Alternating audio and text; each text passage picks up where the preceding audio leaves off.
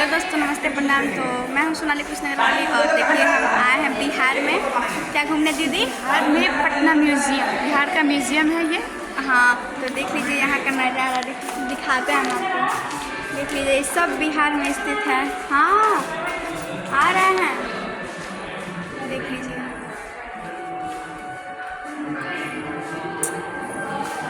और ये देखिए, चलिए और दिखाते हैं हम आपको। आइए ना, अंदर आइए ना। अंदर अंदर वो चल रहा है।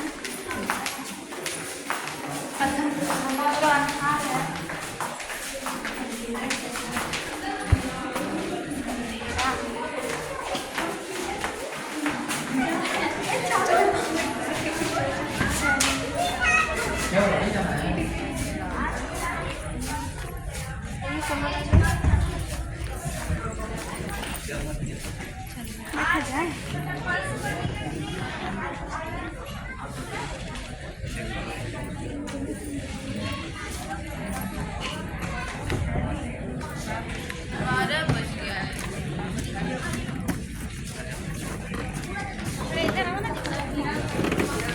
तो देखिए दोस्तों, हम लोग बैठ रहे हैं।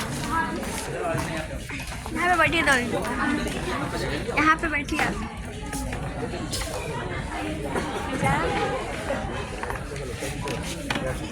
देख लीजिए कितने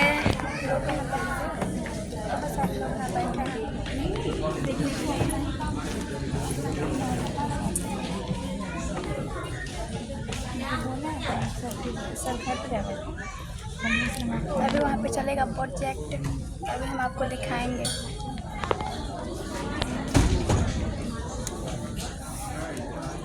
कितने लोग हैं बैठे।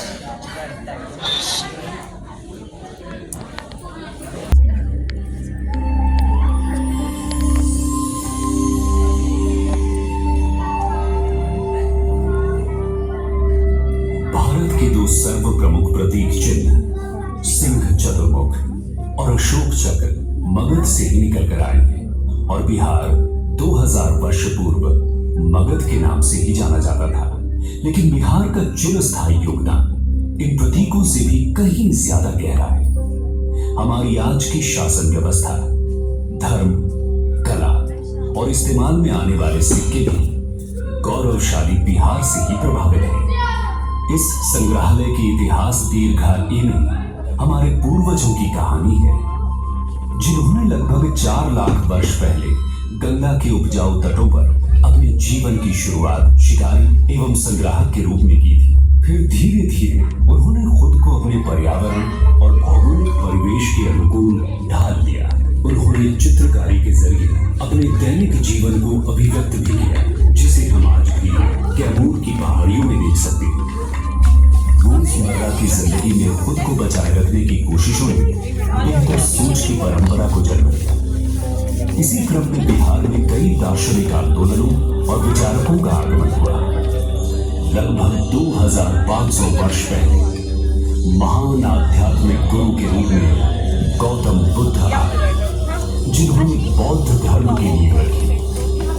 इनके समकालीन महावीर को जैन धर्म का 24वां और आखिरी तीर्थंकर माना जाता है।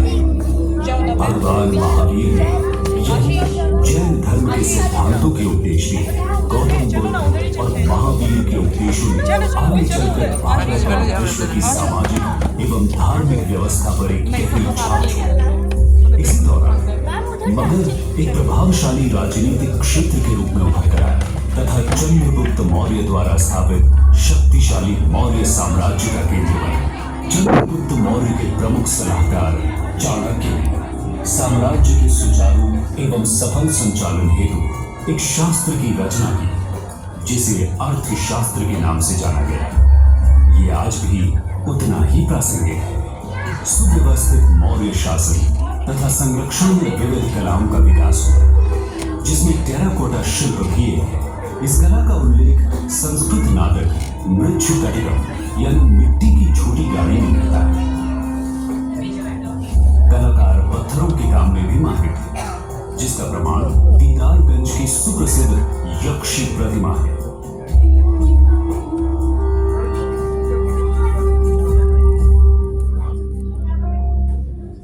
वर्तमान पटना के कुम्हरार नामक स्थल पर खुदाई के क्रम में एक 80 स्तंभों वाला सभागार प्रकाश में आया है।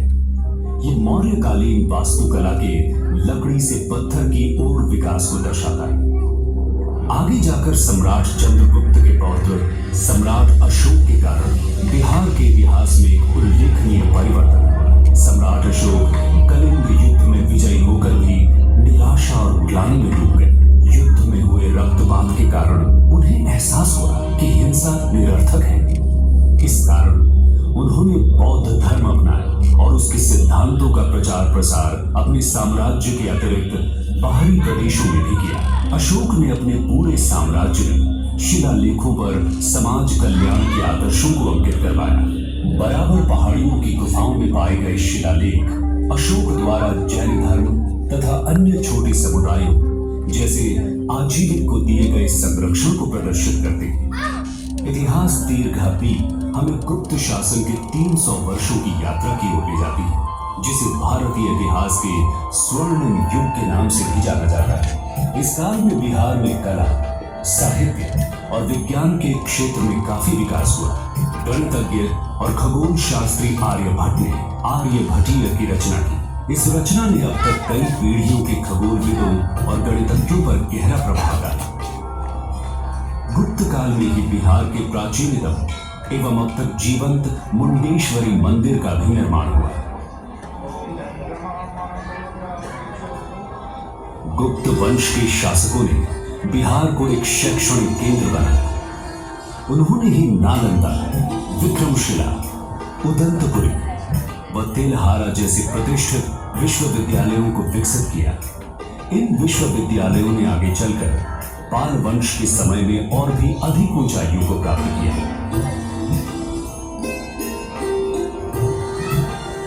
संग्रहालय में रखी पाल कालीन बौद्ध व हिंदू मूर्तियां इस समय के कलाकारों की कलात्मक दक्षता एवं अभिव्यक्ति की सक्षमता को दर्शाती हैं।